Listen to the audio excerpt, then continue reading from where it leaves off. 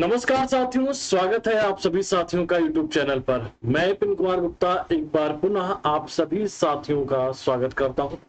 आशा करते हैं आप सब लोग स्वस्थ होंगे, मस्त होंगे और आप सभी साथियों तक मेरी आवाज क्लियरली पहुंच रही है।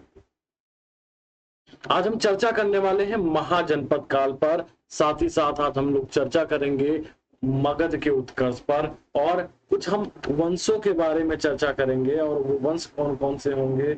वो आपके होंगे हर्यक वंश, वो आपके होंगे शिशुनाग वंश और वो आपके होंगे नंद वंश।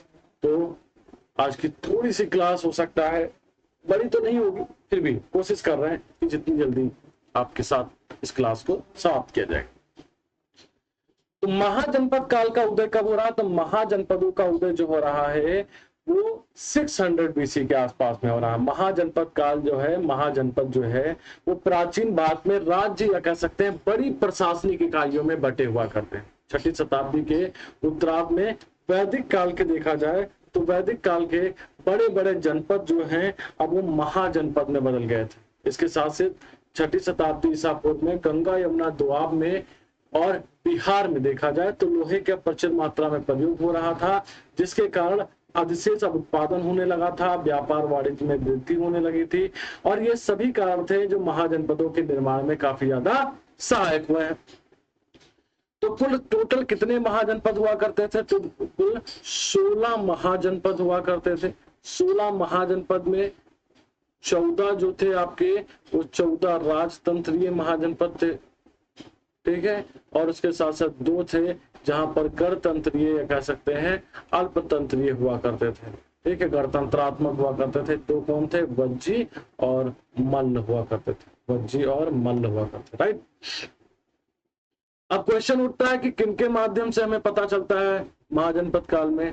तो बौद्ध साहित्य, अगुंतर निकाय, अगुंतर निकाय, साथ ही साथ महावस्तु एवं महावस्तु, साथ ही साथ जैन साहित्य की अगर हम बात करते हैं, जैन साहित्य की बात करते हैं तो वो है भगवती सूत्र। इन दोनों के माध्यम से क्या होती है? हमें इन दोनों के माध्यम से 16 महाजनपदों की जानकारी प्राप्त होती है। 16 महाजनपदों की जानकारी प्राप्त होती है। कुछ विदेशी यात्री भी रहे हैं जो समय समय पर भारत देश की यात्रा करते रहे, जैसे नियार्कस, जस्टिन प्लूटार्क हो गए, कार्टेशियस हो गए, अनेसिक्रेटस हो गया। इन सब के माध्यम से भी हमें क्या 16 महाजनपदों के बारे में जानकारी पता चलती है। 16 महाजनपदों में अगर देखा जाए तो 15 महाजनपद नर्मदा नदी के उत्तर में स्थित थे और एक महाजनपद था जो कि अस्मक, जो नर्मदा घाटी के दक्षिण में स्थित था, यानी कि दक्षिण भारत में एकमात्र महाजनपद स्थित था जिसका नाम था अस्मक था। तो एक ऐसा काल जहां पर राजतंत्र के साथ साथ अनेक राज्यों का उदय हो रहा है, उसे क्या कहा गया? महाजनपद काल कहा गया। 16 महाजनपद, दक्षिण भारत में केवल एक अस्मक महाजनपद का उल्लेख मिलता है, ठीक है। और ये तथ्य दर्शाता है कि कहीं ना कहीं उत्तर भारत के साथ दक्षिण भारत का जो संबंध था उतना घनिष्ठ संपर्क नहीं था, राइट। बौद्ध ग्रंथों के अनुसार 16 महाजनपदों का उल्लेख मिलता है जो सर्वाधिक प्रमाणिक सूची मानी जाती है। आइए वो 16 महाजनपद कहाँ कहाँ पर हैं आप देख सकते हैं, ठीक है। एक महाजनपद आपका मल्ल है, वज्जी है, अंग है, मगध है, कोसल है, पांचाल है, कुरु है, ठीक है। इन पर गांधार है, अवंती, मत्स्य है, अस्मक है, ठीक है। तो ये महाजनपद हुआ करते थे, ये महाजनपद हुआ करते थे। आइए मैं आपको जो क्वेश्चन यहाँ से पूछा जाता है अमूमन वो क्वेश्चन पूछा जाता है महाजनपद और उनकी राजधानियों से क्वेश्चन पूछा जाता है। तो 16 महाजनपद और उनकी क्या है? राजधानी। आइए एक तरफ आप चार्ट बनाइएगा महाजनपद और दूसरी तरफ आप चार्ट बनाएंगे कौन सी? राजधानी का चार्ट बनाएंगे, राजधानी का चार्ट बनाएंगे। तो पहला महाजनपद कौन सा हुआ करता था? पहला महाजनपद अगर बात करते हैं तो अंग हुआ करता था। अंग या जिसको हम राजगृह के नाम से भी जानते हैं, अंग की राजधानी क्या हुआ करती थी? चंपा हुआ करती थी। दूसरा महाजनपद जो हुआ करता था उसका नाम था मगध और मगध की राजधानी गिरिव्रज हुआ करती थी, जिसे राजगृह या राजगीर के नाम से भी जाना गया है। तीसरा महाजनपद जो हुआ करता था अवंती, इसकी राजधानी 2 थी, उज्जैन और महिष्मती राजधानी हुआ करती थी। ठीक है, फिर अगला राजधानी आपकी मल्ल है जो कि कुशीनगर पड़ेगा, जो कि आपका क्या है, कुशीनगर है। फिर अगला महाजनपद आपका काशी है जो कि आपको कौन सा पड़ेगा, वाराणसी में पड़ेगा। अगला महाजनपद आपका क्या है, मत्स्य है जिसकी राजधानी विराटनगर है, या इसको वैराट के नाम से भी जाना गया है। अगला महाजनपद आपका कौन सा है, कौशल है, जो जिसकी राजधानी क्या है, श्रावस्ती या फिर कह सकते हैं कुशावती हुआ करता था। श्रावस्ती या क्या कह सकते हैं, कुशावती। अगला महाजनपद आपका क्या है, वत्स है, वत्स की राजधानी क्या होगी, कौशाम्बी होगी।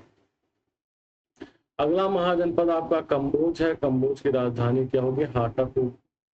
अगला महाजनपद आपका कौन है, वज्जी है, वज्जी की राजधानी क्या होगी, वैशाली होगी। अगला महाजनपद आपकी कुरु है, कुरु की राजधानी हस्तिनापुर या फिर कह सकते हैं, ठीक है, इंद्रप्रस्थ हुआ करती थी। क्या हो, कह सकते, इंद्रप्रस्थ हुआ करती थी। ये दिल्ली और मेरठ और दिल्ली के आसपास का क्षेत्र है, मेरठ और दिल्ली के आसपास का क्षेत्र है। अगला महाजनपद मैं इधर लिखे दे रहा हूँ, पांचाल हुआ करता था। पांचाल की राजधानी क्या हुआ करती थी, अहिचित्र हुआ करती थी, या इसी को क्या बोल दिया गया है, इसी को काम्पिल्य बोल दिया गया है। अगला महाजनपद आपका गांधार हुआ करता था। गांधार की राजधानी क्या हुआ करती थी, तक्षशिला हुआ करती थी। गांधार की राजधानी क्या हुआ करती, तक्षशिला हुआ करती। अगला महाजनपद आपकी चेदी हुआ करती थी। ठीक है, अगला महाजनपद आपकी चेदी हुआ करती थी, और चेदी की राजधानी क्या हुआ करती थी, ये शक्तिमती या सोथावती हुआ करती थी। अगली आपका महाजनपद अस्मक हुआ करता था, इसका पोतन या प्रतिष्ठान हुआ करता था, या पैठान हुआ करता था। और एक और महाजनपद बच रहा है सुरसेन, जो कि क्या हुआ करता था, सुरसेन की राजधानी जो कि मथुरा हुआ करती थी। क्या हुआ करते थे, मथुरा हुआ करती। अब ये तो राजधानियों से रिलेटेड क्वेश्चन पूछे गए। अब जो क्वेश्चन पूछा जाता है कि उत्तर प्रदेश में कुल कितने महाजनपद, आइए देखते हैं। कुल उत्तर प्रदेश में महाजनपद, मथुरा कहाँ पड़ता है, ये यूपी में पड़ता है। और उसके साथ साथ मल्ल कहाँ पड़ता है, यूपी में पड़ता है। काशी कहाँ पड़ता है, यूपी में पड़ता है। कौशल कहाँ पड़ता है, यूपी में पड़ता है। वत्स कहाँ पड़ता है, यूपी में पड़ता है। ठीक है, 1 2 3 4। कुरु कहाँ पड़ता है, यूपी में पड़ता है। 5 6। ठीक है, और भी कोई है, पांचाल अहिच्छत्र यूपी, फर्रुखाबाद वाला क्षेत्र है ये। छेदी शक्तिमती और रोहिलखंड वाला क्षेत्र है। अब आप खुद ही देख लीजिए कितने हैं, 1 2 3 4 5 6 7 8। तो कुल 8 महाजनपद हैं जो कहां पड़ते हैं, जो उत्तर प्रदेश में पड़ते हैं। ठीक है, आप यहां पर साइड में लिख सकते हैं कि 16 महाजनपदों में से कुल कितने महाजनपद, 16 महाजनपदों में से कुल 8 महाजनपद, और ये पिछली बार आरवीआर में क्वेश्चन पूछा गया, 8 महाजनपद यूपी में स्थित है। 15 नर्मदा नदी घाटी के उत्तर में स्थित है, और एक उसके दक्षिण में स्थित है। उसका क्या नाम है, उसका अस्मक नाम हुआ करता है। ठीक है, उसका क्या है, अस्मक नाम हुआ करता है। आपको बता दिया जाए, महाजनपद काल की जो सर्वाधिक विशेषता है वो आहत सिक्के या कह सकते हैं पंचमार्क सिक्के का प्रयोग 600 BC के आसपास में पंचमार्क सिक्कों का क्या किया गया है, प्रयोग किया गया है। ठीक है, महाजनपद काल के लोग काले, उत्तरी काले मृदभांडों का क्या करते थे, उत्तरी काले मृदभांडों का प्रयोग भी करते थे। ठीक है, चलिए, तो ये 16 महाजनपद है। इन 16 महाजनपदों में 4 महाजनपद ज्यादा शक्तिशाली हैं। इन 16 महाजनपदों में देखा जाए, 16 महाजनपदों में 4 महाजनपदों ने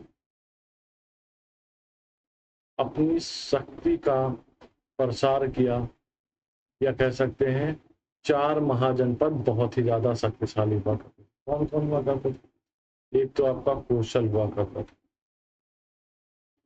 दूसरा आपका वैशाली या वज्जी संघ हुआ करता था, वज्जी संघ हुआ करता था।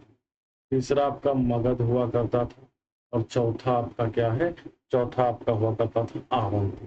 ये 4 महाजनपद। अब इस पे सबसे ज्यादा जो सफल होगा वो कौन सा महाजनपद सबसे ज्यादा सफल होगा, तो वो कौन सा महाजनपद सबसे ज्यादा सफल होगा, वो होगा मगध। और अगला जो हमारा टॉपिक है वो क्या है, हम मगध के उत्कर्ष पर चर्चा करेंगे। मगध राज्य के उत्कर्ष पर हम क्या करेंगे, चर्चा करेंगे। तो मगध के उत्कर्ष के कई कारण थे, ऐसा नहीं था कि मगध का अचानक से उदय हो रहा है, कई कारण हुआ करते। पहली बात तो मगध की भौगोलिक स्थिति ऐसी हुआ करती थी कि मगध प्राकृतिक रूप से अभेद था, क्योंकि मगध की प्रारंभिक राजधानी जो हुआ करती थी गिरिव्रज, वो 5 पहाड़ियों से घिरी हुआ करती थी। 5 पहाड़ी कौन कौन से थे, बराह, वृषभ, व्यवहार, ऋषिगिरी और चैत्यक नामक 5 पहाड़ियां हुआ करती थी, उन पहाड़ियों से घिरे हुए। उसके साथ साथ योग्य राजाओं की श्रृंखला, एक के बाद एक योग्य राजा, बहुत ही पराक्रमी राजा हुए हैं मगध। लोहे का समृद्ध भंडार होने के कारण क्या है, मगध जो था वो व्यापार और वाणिज्य का बड़ा अच्छा केंद्र बन गया, जिससे इसकी आर्थिक स्थिति भी सुदृढ़ हुई। साथ ही साथ कुशल युद्ध कला में कुछ नवीन अस्त्रों का भी प्रयोग किया गया, जिसमें महाशिला, कंटक, रथ, मूसल, इन जैसे हथियारों का भी प्रयोग किया गया था। ठीक है, और आपको बता दिया जाए मगध ऐसा पहला राज्य था जिसने युद्ध में हाथियों का भी प्रयोग किया था। मगध का देखा जाए तो मगध का उत्कर्ष में अगर पुराणों की बात किया जाए तो पुराणों के अनुसार मगध पर शासन करने वाला जो पहला वंश हुआ करता था, उस वंश का नाम था बृहदत्त वंश, और उसका संस्थापक बृहदत्त हुआ करता था। लेकिन बौद्ध ग्रंथों के अनुसार मगध का जो पहला वंश हुआ करता था वो कौन हुआ करता था, वो हुआ करता था, आपके सामने लिखा है, हर्यक वंश हुआ करता, हर्यक वंश हुआ करता था। राइट, ठीक है। तो बौद्ध ग्रंथों के अनुसार पहला वंश हर्यक वंश था, जिसको पृथहंता वंश के नाम से, पैट्रिसीडर वंश के नाम से जाना जाता है। इसकी प्रारंभिक राजधानी गिरिव्रज हुआ करती थी, बाद में राजगिरोह को इसकी राजधानी बनाई गई। ठीक है, चलिए, तो बिंबिसार इसका क्या है, इसका जो प्रारंभिक महत्वाकांक्षी शासक, प्रारंभिक शासक जो होगा वो क्या होगा, बिंबिसार होगा। बिंबिसार ने अपनी शक्ति बढ़ाने के लिए क्या किया, बिंबिसार को अगर देखा जाए तो इसको जैन ग्रंथों में इसे क्या कहा गया है, इसे जैन ग्रंथों में श्रोणिक कहा गया। क्या कहा गया, श्रोणिक कहा गया। इसने राजगिरे को अपनी राजधानी बनाई। उसके साथ साथ इसने सबसे पहले अंग देश को विजित किया, अंग महाजनपद को विजय कर, और उसे क्या किया, उसे अजातशत्रु को सौंपा। बिंदुसार ने राज्यों को, हड़पने राज्यों को युद्ध से जीतने के बजाय संबंधों पर जोर दिया, और बिंबिसार ने क्या किया, वैवाहिक संबंधों के माध्यम से मगध की शक्ति में क्या किया, विस्तार किया। मगध की शक्ति में क्या किया, विस्तार किया। मगध की शक्ति का विस्तार हो रहा है। अब बिंबिसार ने क्या किया, तो बिंबिसार ने मध्य प्रदेश की राजकुमारी कोमल से विवाह किया था। ये आगे चल करके बौद्ध भिक्षुणी बन गई। बिंबिसार ने कौशल नरेश परसेनजीत की बहन, या कह सकते हैं कौशल राज की पुत्री कोसला देवी के साथ क्या किया, उन्होंने कौशल देवी के साथ, उन्होंने महाकोसला देवी के साथ उन्होंने वैवाहिक संबंध स्थापित किया।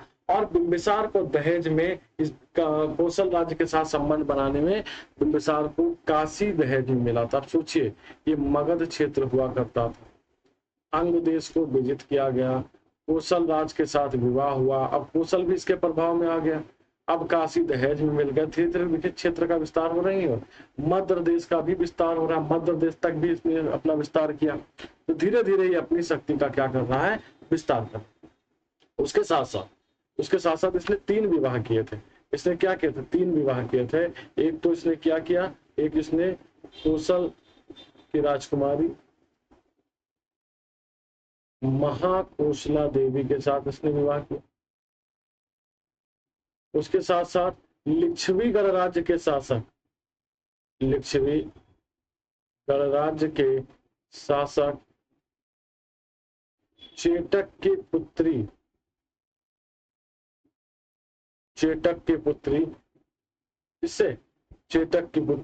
चेलन्ना के साथ इसने क्या किया, चेलन्ना के साथ इसने वैवाहिक संबंध किया। मध्य प्रदेश की राजकुमारी के साथ इसने क्या किया, वैवाहिक संबंध स्थापित किया। क्या है, तो इसने क्या किया, इसने राज्यों को जीतने के साथ साथ इसने क्या किया, वैवाहिक संबंधों के माध्यम से क्या है, वैवाहिक संबंधों के माध्यम से अपने राज्य का विस्तार किया।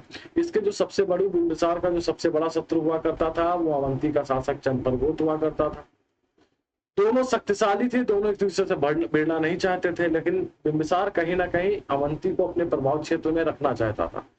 हुआ क्या कि एक बार अवंती के शासक चंद्रप्रभु बीमार पड़ गए, और जब बीमार पड़े उनको जॉइंडिस हो गई, उनको पीलिया हो गई थी। तो उनके इलाज के लिए बिंबिसार ने अपने जीवक नामक चिकित्सक को या राजवैद्य को अवंती के चंद्रप्रभु के इलाज के लिए भेजा। चंद्रप्रभु सही हो जाते हैं। अब उनके साथ भी इनका मैत्रीपूर्ण व्यवहार हो जाता है। ठीक है, तो बिंबिसार का अवंती के शासक चंद्रप्रभु के साथ कह सकते हैं का निर्णायक युद्ध हुआ था। बाद में दोनों में मित्रता हो गई थी। बिंबिसार ने जैन धर्म को भी अपनाया और बौद्ध धर्म को भी अपनाया, मतलब दोनों धर्म अपने अपने अनुयायी बिंबिसार को बताते हैं।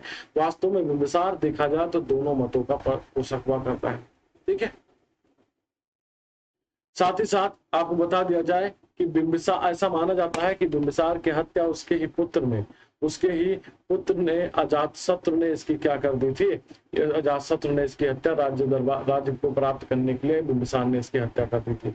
ये पॉइंट बता चुके हैं कि चंद्रप्रभु पांडु रोग से ग्रस्त हो चुका था। बिंबिसार ने अपने राजवैद्य को भी इसके इलाज के लिए भेजा था। बिंबिसार बौद्ध धर्म का अनुयायी था। बिंबिसार जैन धर्म का भी अनुयायी था, जैन धर्म का भी अनुयायी हुआ करता था। चलिए, अगला शासक है अजातशत्रु। अजातशत्रु ने अपने पिता बिंबिसार की हत्या करके गद्दी को क्या किया था, प्राप्त किया था। ये और आपको बता दिया, अजातशत्रु भी इसी चक्कर में आगे मारा जाएगा। अजातशत्रु का जो पुत्र है वो भी इसी चक्कर में राजगद्दी को प्राप्त करने के चक्कर में मारेगा। यानी कि इस वंश को किस नाम से जाना जाता है? इस वंश को पितहंता वंश के नाम से जाना जाता है।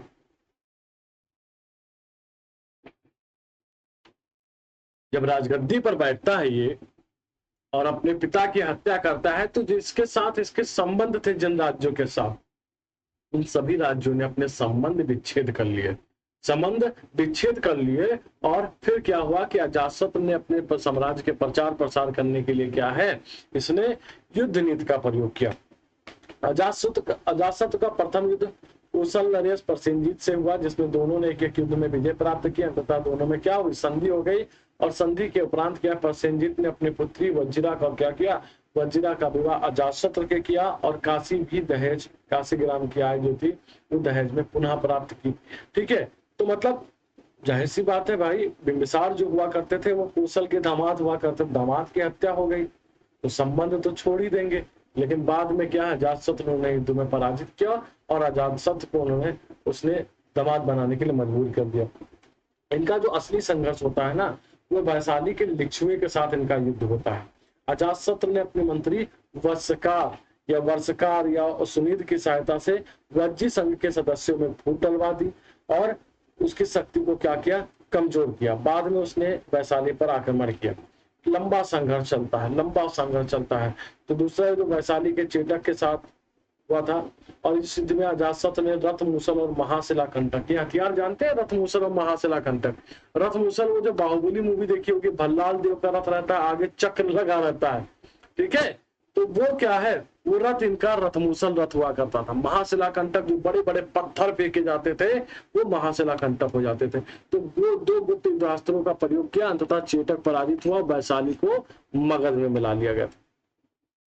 आजीवक संप्रदाय के जो अनुयायी थे, आजीवक संप्रदाय के जो संस्थापक थे मक्खलपुत्र गोसाल क्या है, वैशाली युद्ध को देख रहे थे और उसको देखते वक्त उन्होंने क्या है, उनकी वहीं पर मृत्यु हुई थी। ठीक है, अजातशत्रु ने लगभग 36 गणराज्यों को क्या कर दिया था, नष्ट कर दिया था। छोटे छोटे गणराज्य हुआ करते थे वो नष्ट कर दिया था। अजातशत्रु जो था वो महात्मा बुद्ध का अनुयायी हुआ करता था, महात्मा बुद्ध का समकालीन हुआ करता था। और इस महात्मा बुद्ध की मृत्यु इसी के शासनकाल में हुई। और जब उनकी मृत्यु हुई तो जिस वर्ष मृत्यु हुई वहां पर प्रथम बौद्ध संगीत का आयोजन राजगृह में करवाया था। प्रथम बौद्ध संगीत का आयोजन अध्यक्षता किसने की थी, महाकश्यप ने। परिणाम क्या निकला, सूत्र पिटक और विनय पिटक की रचना होगी। अब जरा कमेंट सेक्शन में बताइएगा कि सर ये सूत्र पिटक और विनय पिटक में आखिर लिखा क्या गया था। और इसी के समय महावीर स्वामी और महात्मा बुद्ध दोनों की क्या हुई थी, मृत्यु हुई थी। इसने बुद्ध के भस्मावशेष पर राजगृह में स्तूप का भी निर्माण कराया था। स्तूप का क्या करवाया था, निर्माण करवाया था। राइट,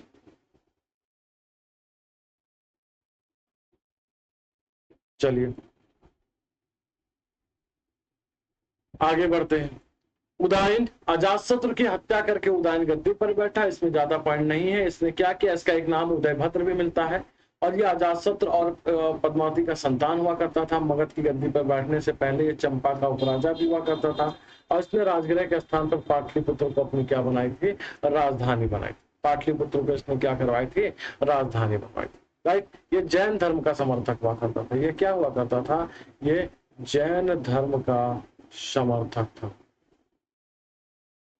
जैन धर्म का समर्थक हुआ करता था। ठीक है, पाटलिपुत्र में एक जैन सत्याग्रह का भी निर्माण कराया था। अवंती के द्वारा भेजे गए, अवंती शासक के द्वारा भेजे गए गुप्तचर ने छुरा घोप करके उदयन की हत्या कर दी थी और उदयन के बाद 3 पुत्र हुआ करते थे इसके। एक पुत्र हुआ करता था अनिरुद्ध, दूसरे एक पुत्र इसका अनिरुद्ध हुआ करता था, दूसरा इसका मुंडक हुआ करता था और फिर नागदशक हुआ करता था। तो इन तीनों ने बारी बारी से क्या किया, इन तीनों ने बारी बारी से गद्दी संभाली और आगे चल करके नागदशक के शासनकाल में जनता ने व्यापक विद्रोह कर दिया और जिसका उसके मंत्री शिशुपाल ने फायदा उठा करके स्वयं क्या है, राजा बना और शिशुनाग वंश की क्या की, स्थापना हुई। तो अगला वंश कौन सा है, अगला वंश है शिशुनाग वंश। शिशुनाग वंश का संस्थापक कौन है बच्चा, तो शिशुनाग वंश का संस्थापक शिशुनाग ही है। शासक बनने से पहले ये बनारस में गवर्नर हुआ करता था, बनारस में गवर्नर हुआ करता था। क्योंकि इसने अवंती राज्य को, इसका जो सबसे बड़ा कार्य था, तो इसने अवंती राज्य को जीत करके मगध साम्राज्य में मिला लिया था। ठीक है, मगध साम्राज्य में इसको मिला लिया था। इसने अपनी राजधानी पाटलिपुत्र से वैशाली स्थानांतरित की थी। पाटलिपुत्र से क्या है, वैशाली स्थानांतरित की थी। और कालाशोक अगर देखा जाए तो अगला शासक कालाशोक है, या जैन साहित्यों में काकवड़ के नाम से जाना गया। इसने अपनी राजधानी, ठीक है, पुनः पाटलिपुत्र स्थानांतरित करवाई। वैशाली से पुनः पाटलिपुत्र ले आया था, लेकिन इसके समय में द्वितीय बौद्ध संगीत की स्थापना हुई, द्वितीय बौद्ध संगीत का आयोजन हुआ 100 बरस बाद। इसने वैशाली के स्थान पर पुनः पाटलिपुत्र को क्या बनाई, अपनी राजधानी बनाई। राइट, साथ ही साथ आपको बता दिया जाए इसके शासनकाल में द्वितीय बौद्ध संगीत का आयोजन हुआ था और बाणभट्ट द्वारा रचित हर्षचरित, उसमें लिखा गया है कि इसकी हत्या महापदम नंद ने किया था। कालाशोक की हत्या महापदम नंद ने क्या है, किया था। शिशुनाग वंश का अंतिम शासक नंदीवर्धन हुआ करता था, या कह सकते हैं महानंदन हुआ करता था। अगला वंश जो है वो नंद वंश आता है, नंद वंश। नंद वंश का संस्थापक कौन है, नंद वंश का संस्थापक महापदम नंद हुआ करता है। राजधानी पाटलिपुत्र हुआ करते थे। इसमें कुल 9 राजा हुए हैं, यही कारण है कि इसे नवनंद के नाम से जाना गया। ठीक है, पुराणों में नंद शासकों को क्या कहा गया, धार्मिक कहा गया, अभिरुचि के नाम से कहा गया। महापदम नंद को अज्ञात कुल का बताया गया, अज्ञात नापित दास बताया गया है, या गरिका से उत्पन्न पुत्र से बताया गया। महापदम नंद को क्या कहा गया है, सर्व छंत्रात्मक के नाम से जाना गया है, यानी कि क्षत्रियों का नाशक हुआ। सर्व छंत्रात्मक के नाम से नहीं, क्षत्रियों का नाशक के रूप में से पुकारा गया है। ठीक है, आ परशुराम कहा गया है, यानी से द्वितीय परशुराम कहा गया है। परशुराम कहा गया है, परशुराम कहा गया है, यानी से द्वितीय परशुराम के नाम से पुकारा गया। इसे एकराट की उपाधि भी दी जाती, एकराट की उपाधि दी। इसने कलिंग क्षेत्र को विजय किया और वहां से उसके हाथी गुम्फा अभिलेख, खारवेल के हाथी गुम्फा अभिलेख से ये होता है कि महापदम नंद कलिंग में जिनसेन की प्रतिमा को वहां से उठा लेकर के आया था। वहां पर महापदम नंद ने कलिंग में नहरों का भी निर्माण कराया था, नहरों का भी निर्माण कराया था, ऐसी जानकारी प्राप्त होती है। अगला शासक आता है घनानंद। इसके समय में मकदूनिया का यूनानी शासक सिकंदर ने पश्चिमोत्तर भारत पर आक्रमण करके यहाँ यूनानी सत्ता की नींव डाली थी। तो घनानंद देखा जाए तो घनानंद किसका समकालीन था, घनानंद सिकंदर का समकालीन हुआ करता था। और इसी घनानंद की हत्या करने के पश्चात चंद्रगुप्त मौर्य ने मगध में या एक विस्तृत भारत में मौर्य वंश की स्थापना की। 322 ईस्वी में चंद्रगुप्त और कौटिल्य ने मिलकर मगध पर आक्रमण किया, जिसमें घनानंद पराजित हुआ और नंद वंश का अंत हो गया और मौर्य वंश की क्या हुई, यहाँ पर स्थापना। चलिए महत्वपूर्ण तथ्य देख लीजिए। मगध का सर्वप्रथम उल्लेख अथर्ववेद में मिलता है। बिंबिसार के राजवैद की माँ सालवती थी, जो एक नर्तकी या वेश्या हुआ करती थी। बस नरेश उदयन बहुत अच्छा बीना वादक था। इसे हाथी पकड़ने का भी क्या है, ज्ञान हुआ करता था। महापद्म नंद ने कलिंग में एक नहर का भी निर्माण करवाया था। चलिए अब हमारे आज क्वेश्चन की श्रृंखला क्या हो रही है, प्रारंभ हो रही है। यहाँ पर क्या हो रही है, अब क्वेश्चन की श्रृंखला प्रारंभ हो रही है और आज हम क्वेश्चन की श्रृंखला में आगे बढ़ेंगे। पहला क्वेश्चन है आपके सामने स्क्रीन पर है कि सर तक्षशिला किसके लिए प्रसिद्ध था। पहला क्वेश्चन आपके सामने स्क्रीन पर है कि सर तक्षशिला किसके लिए प्रसिद्ध था।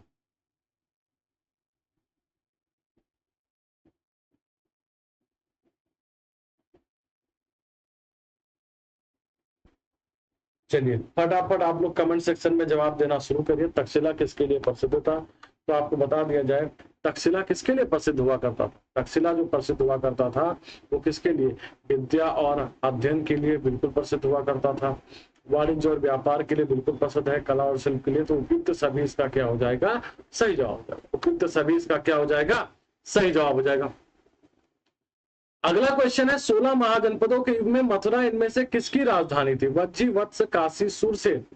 तो अभी तो आज हमने स्टार्ट में बताया कि सुरसेन की राजधानी क्या हुआ करती थी, सुरसेन की राजधानी मथुरा हुआ करती थी। विश्व का पहला गणतंत्र वैशाली में किसके द्वारा स्थापित किया गया था। विश्व में पहला गणतंत्र मौर्य, नंद, गुप्त, लिच्छवी।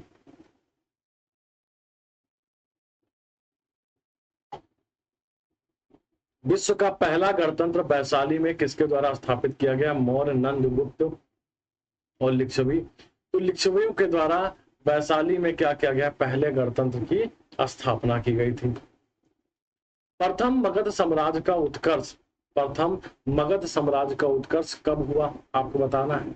4वीं शताब्दी ईसा पूर्व, 6ठी शताब्दी ईसा पूर्व, 2री शताब्दी ईसा पूर्व, 1ली शताब्दी ईसा पूर्व। तो प्रथम मगध साम्राज्य का जो उत्कर्ष हो रहा है वो किस शताब्दी में हुआ था, 6ठी शताब्दी ईसा पूर्व में प्रथम मगध साम्राज्य का उत्कर्ष हुआ था। इस प्राचीन नगर के अवशेष कुम्हरार नामक स्थल से प्राप्त हुए। कुम्हरार नामक स्थल से प्राप्त हुए हैं किस प्राचीन नगर के अवशेष, ठीक है, वैशाली, पाटलिपुत्रा, कपिलवस्तु, श्रावस्ती। आपको बताना है इनमें से सही जवाब, आपको बताना है इनमें से सही जवाब कि किस प्राचीन नगर के अवशेष कुम्हरार नामक स्थान से प्राप्त हुए। तो पाटलिपुत्र के अवशेष हमें कहां से प्राप्त हुए, कुम्हरार नामक स्थान से क्या हुए हैं, प्राप्त हुए हैं। प्राचीन मगध, प्राचीन महाजनपद मगध की राजधानी कौन सी थी, पाटलिपुत्रा, वैशाली, चंपा और आंध्र। प्राचीन महाजनपद मगध की राजधानी पूछी गई, आपको बताना है इनमें से प्राचीन महाजनपद मगध की प्रथम राजधानी पूछी गई है। तो इसकी प्रथम राजधानी इनमें से कोई नहीं है, यह है इसका सही जवाब, क्योंकि प्रथम राजधानी इसकी क्या है, राजगृह हुआ करती थी या राजगीर हुआ करती थी। क्या हुआ करती थी, राजगीर। तो सब गलत हो जाएगा। चलिए मगध के किस प्रारंभिक शासक ने राज्यारोहण के लिए अपने पिता की हत्या की और स्वयं इसी कारणवश अपने पुत्र द्वारा मारा गया। बिंबिसार, अजातशत्रु, उदयन, नागराज। मगध के किस प्रारंभिक शासक ने राज्यारोहण के लिए अपने पिता की हत्या की और स्वयं इसी कारणवश मारा गया था। बिंबिसार, अजातशत्रु, उदयन और नागराज।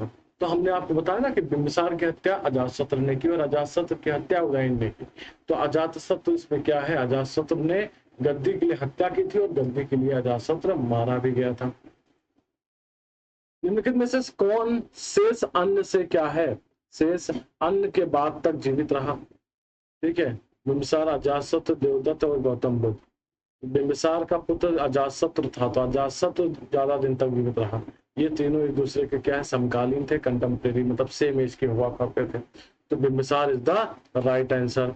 निम्नलिखित में से किसने सर्वप्रथम पाटलिपुत्र की अंताशक्ति को पहचाना जो कालांतर में राजधानी के रूप में विकसित हुआ। देखिए यहाँ पे ये नहीं पूछा गया कि किसने राजधानी बनाई, यहाँ पे ये पूछा गया कि किसने अंताशक्ति को पहचाना, किसने अंताशक्ति को पहचाना। बिंबिसार, अजातशत्रु, उदयन और गौतम बुद्ध। तो Ajatashatru is the right answer. Ajatashatru ने, ठीक है, अजातशत्रु ने पाटलिपुत्र के अंताशक्ति को पहचाना था और आगे चल करके वो राजधानी के रूप में उसको विकसित भी किया गया। अजातशत्रु ने पूर्वी भारत पर मगध का आधिपत्य स्थापित करने के लिए निम्नलिखित में से किस गणराज्य के साथ 16 वर्षों तक युद्ध किया। अजातशत्रु ने पूर्वी भारत पर मगध की आधिपत्य स्थापित करने के लिए निम्नलिखित में से किस गणराज्य से 16 वर्षों तक स्थापित किया? बड़ा लंबा युद्ध किसके साथ चला था? वैशाली के लिच्छवियों के साथ बहुत ही लंबा संघर्ष चला था, और इसी में क्या है, महाशिलाकंटक और रथमूसल नामक युद्धास्त्रों का प्रयोग किया गया। रथमूसल नामक युद्धास्त्रों का प्रयोग किया गया था। अगला क्वेश्चन आपके सामने, अगला क्वेश्चन आपके कि मालवा क्षेत्र पर मगध की सत्ता का विस्तार निम्नलिखित में से किसके शासनकाल में हुआ था? मालवा क्षेत्र का मतलब अवंती। अवंती को किसने जीता था? बिंबिसार, अजातशत्रु, उदयभद्र, शिशुनाग। इसका सही जवाब क्या हो जाएगा? शिशुनाग ने। शिशुनाग वंश के साथ संस्थापक या शिशुनाग वंश के जो प्रथम राजा हुआ करते थे, उन्होंने क्या किया था? उन्होंने मगध क्षेत्र पर मालवा की सत्ता का क्या किया था? विस्तार किया था। मगध का कौन सा सम्राट अपरो परशुराम के नाम से जाना जाता है? बिंदुसार, अजातशत्रु, कालाशोक, महापद्म। कुछ Magadha ruler was known as Apara Parashurama, Bindusara, Ajatashatru, Kalashoka, Mahapadma Nanda. इसका सही जवाब क्या है? इसी को क्या कहा गया? एकराट कहा गया है। इसी को क्या कहा गया? एक छत्र कहा गया है। इसी को क्या कहा गया? इसी को सर्वछत्रात्मक कहा गया है, सर्वछत्रांतक कहा गया है। ठीक है, तो महापद्म नंद को द्वितीय परशुराम के नाम से भी जाना जाता है। अभिलिखित साक्ष्य में प्रकट होता है कि नंद राजा के आदेश पर एक नहर खोदी गई थी। तो किस राजा के आदेश पर एक नहर खोदी गई थी? अंग। कहां पर खोदी गई थी? अंग, तुग, कलिंग और मगध।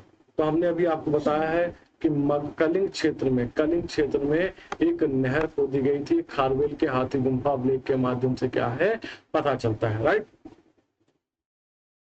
अगला क्वेश्चन आपके सामने, निम्नलिखित मगध राजवंशों को कालानुक्रम क्रम में व्यवस्थित कीजिए। नंदवंश, सोमवंश, मौर्य वंश और हर्यक वंश।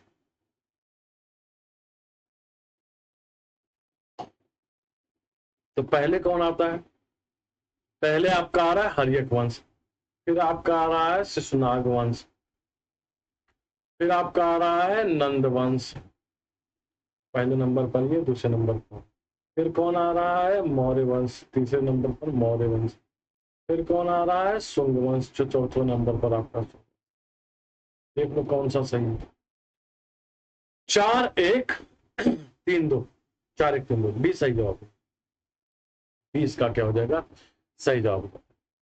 राजगिरे का राजकीय चिकित्सक जीवक को जिस गणका के पुत्र के रूप में जाना जाता है, उसका नाम क्या है? अभी तो हमने क्लास में बताया है, उसका नाम क्या हुआ करता था? सालवती हुआ करता है। सालवती हुआ करता है। निम्नलिखित में से कौन एक मगध साम्राज्य की राजधानी नहीं रहा? निम्नलिखित में से कौन एक मगध साम्राज्य की राजधानी नहीं रहा? गिरिविराज, राजगृह, पाटलिपुत्रा, कौशाम्बी। आपको बताना है इनमें से सही बात। तो कौशाम्बी किसकी राजधानी था? कौशाम्बी वत्स की राजधानी हुआ था। ये किसकी राजधानी था? ये वत्स की राजधानी हुआ करता था। राइट, ये वत्स की राजधानी क्या है? ये हुआ करता था। सिकंदर के हमले के समय उत्तर भारत पर निम्नलिखित राजवंशों में से किस एक वंश का शासक था? आपको बताना है इनमें से सही जवाब। आपको बताना है इनमें से नंद वंश, मौर्य वंश, शुंग वंश और कर्ण वंश। तो आपको बता दीजिए नंद वंश। नंद वंश का शासक कौन था? घनानंद। घनानंद सिकंदर का क्या हुआ करता था? सिकंदर का समकालीन हुआ करता। सिकंदर का क्या हुआ करता? समकालीन होता। अश्वक राज्य की स्त्रियों ने भाग लिया, किसके विरुद्ध युद्ध में भाग लिया? अश्वक राज्य की स्त्रियों ने किसके विरुद्ध युद्ध में भाग लिया? पारसियों के, बैक्ट्रियनों के, पार्थिनों के, यूनानियों के। तो इस क्षेत्र में जब पुरुष मारे जाते हैं, पुरुषों की संख्या कम हो जाती है, तो यहाँ पर स्त्रियों ने हथियार उठा लिए। उन्होंने किसके विरुद्ध उठाए थे? यूनानियों के विरुद्ध। उन्होंने क्या लिए थे? यहाँ की स्त्रियों ने यूनानियों के विरुद्ध हथियार को क्या किया था? हथियार को उठा लिया था। किसके विरुद्ध उठाया था? यूनानियों के विरुद्ध हथियार को क्या कर लिया था? उठा लिया था। राइट। चलिए अगले क्वेश्चन पर चलते हैं। निम्नलिखित में से कौन सिकंदर के साथ नहीं आया था? आपको बताना है इनमें से सही। निम्नलिखित में से कौन सिकंदर के साथ नहीं आया था? नियारकस, ऑनेसिकिटिस, डाइमेकस, अरिस्टोबुलस। आपको बताना है इनमें से सही जवाब, आपको बताना है इनमें से सही जवाब। निम्नलिखित में से कौन सिकंदर के साथ नहीं आया था? नियार्कस, ऑनेसिकिटस, डाइमेकस, अरिस्टोबुलस। आपको बताना है इनमें से सही जवाब। तो डाइमेकस इज द राइट आंसर। डाइमेकस किसके दरबार में आता है? डाइमेकस बिंदुसार के दरबार में, बिंदुसार के क्या आता है? दरबार में आता है। बाकी ये सब क्या है? बाकी ये सभी सिकंदर के साथ आए हुए थे। बाकी ये सभी क्या है? सिकंदर के साथ आए हुए थे। सिकंदर की भारत में सफलता के निम्न कारण थे। भारत में तब कोई केंद्रीय सत्ता नहीं थी, उसकी सेना श्रेष्ठ प्रकार की थी, उसे देशद्रोही भारतीय शासकों का साथ मिला, वह एक अच्छा प्रशासक। नीचे दिए गए क्लू की सहायता से सही उत्तर का क्या करिएगा? ठीक है, चयन करिएगा। सिकंदर की भारत में सफलता के बारे में पूछा गया, सफलता के बारे में। ठीक है, और सिकंदर की भारत में सफलता के निम्नलिखित कौन कौन से कारण हुआ करते थे? Following were the basic cause behind the success of Alexander in India. Sikandar की भारत में सफलता के निम्न कारण से कौन कौन सा कारण थे? भारत में तब कोई केंद्रीय सत्ता नहीं थी, बिल्कुल नहीं थी। भारत में तब कोई केंद्रीय सत्ता नहीं हुआ करती थी। उसकी सेना श्रेष्ठ प्रकार की थी, बिल्कुल सेना तो बहुत श्रेष्ठ प्रकार की हुआ करती थी। उसे देशद्रोही भारतीय शासकों का साथ मिला, बिल्कुल मिला, उसे देशद्रोही भारतीय शासकों का साथ मिल गया। और वो एक अच्छा प्रशासक तो नहीं कहा जा सकता, वो अच्छा एक प्रशासक तो नहीं कहा जा सकता। आयोग ने इसका आंसर क्या माना है? ठीक है, आयोग ने इसका आंसर बी माना। आयोग ने इसका आंसर क्या है? बी माना है। तो बी इसका क्या हो जाएगा? पहला, दूसरा, तीसरा इसका क्या हो जाएगा? सही जवाब। उस वीर भारतीय राजा का नाम बताइए जिसने सिकंदर ने झेलम नदी के तट पर पराजित किया। आपको बताना इनमें से सही। इसने सिकंदर और पोरस के मध्य, सिकंदर और पोरस के मध्य एक युद्ध हुआ था। ठीक है, कहाँ, इसको क्या बोलता है? हाइडे स्पीच का युद्ध।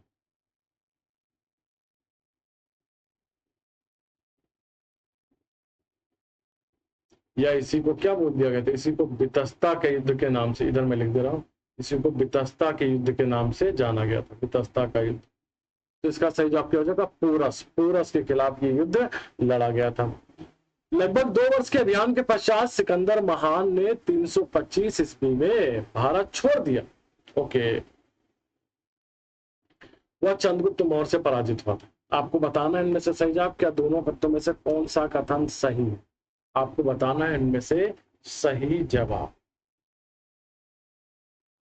ठीक है, लगभग 2 वर्षों के अभियान के पश्चात सिकंदर महान ने 325 ईस्वी में भारत छोड़ दिया था, वह चंद्रगुप्त मौर्य से पराजित हुआ।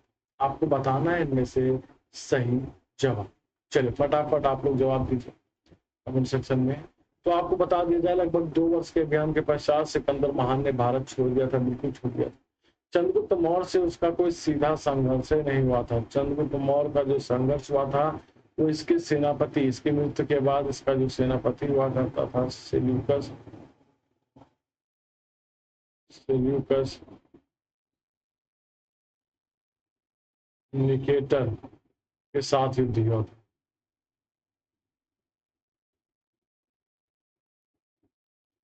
चंद्रगुप्त मौर्य, जिसमें सेल्यूकस निकेटर बहुत बुरी तरीके से पराजित होता है। उसके साथ चंद्रगुप्त मौर्य 4 संधियां करता है। क्या है? 4 संधियां। तो ये गलत है, ये सही है, इसीलिए इसका सही जवाब क्या हो जाएगा? इसीलिए इसका सही जवाब क्या हो जाएगा? सी हो जाएगा। तो आज की क्लास की क्वेश्चन की श्रृंखला हमारी क्या हो रही है? समाप्त हो रही है।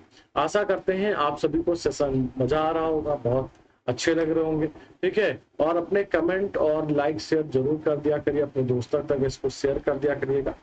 मेरी पूरी कोशिश है कि अगस्त के फर्स्ट वीक से यूपी स्पेशल की क्लास क्या करवा दी जाए, प्रारंभ करा दी जाए। मेरी पूरी कोशिश है और संभवतः हो भी जाए। अगस्त के फर्स्ट वीक से यूपी स्पेशल की क्लास लाइव होगी, वो भी शाम को 8 से 9 के बीच में ही रखी जाएगी। 8 से 9 के बीच में क्या है, वो क्लास शाम को रख दी जाएगी, राइट ना? तो चलिए, बाकी कोई समस्या अगर आ रही है किसी प्रकार की, कोई व्यवधान आ रहा है तो आप कमेंट करके आप जरूर अपनी क्वेरी को बताइए, ताकि उसको हम नेक्स्ट क्लास में क्या करेंगे, नेक्स्ट क्लास में उस पर हम चर्चा कर पाए। तो चलिए आज के सेशन में बस इतना ही। बहुत बहुत धन्यवाद आप सभी साथियों का। Thank you, bye bye, take care, जय हिंद, स्वस्थ रहिए, मस्त रहिए, खूब खुश रहिए। Thank you.